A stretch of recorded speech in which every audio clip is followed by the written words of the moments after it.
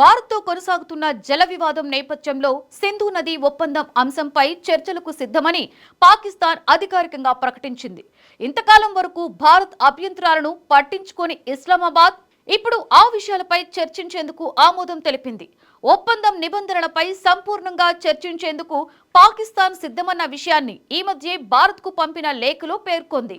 సమకాలీన పరిణామాల నేపథ్యంలో భారత్ గతంలో సింధు ఒప్పందాన్ని నిలిపివేసినట్లుగా ప్రకటించిన సంగతి తెలిసిందే. పహల్గాం దాడి అనంతరం భారత్ ఈ నిర్ణయం తీసుకుంది. దానికి ప్రతిస్పందనగా ఒప్పందాన్ని పునఃపరిశీలించాలని పాకిస్తాన్ లేఖ రాసింది.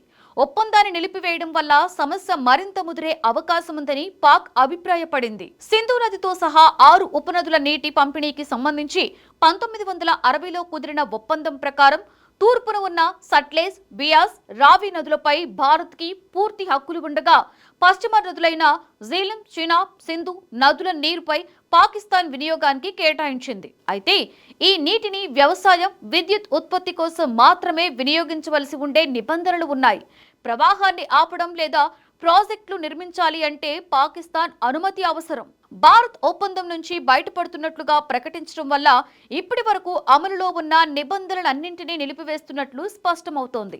ఈ నేపథ్యంలోనే పాకిస్తాన్ మొదటిసారిగా చర్చల అవసరాన్ని గుర్తించి ముందడుగు వేసింది. ఇప్పటి వరకు పాకిస్తాన్ ఎప్పుడూ భారత్ ప్రతిపాదనలను తిరస్కరించగా తాజా పరిణామంతో ఉభయ దేశాల మధ్య సింధు నది ఒప్పందంపై చర్చలు ప్రారంభమయ్యే అవకాశం ఉందని భావిస్తున్నారు.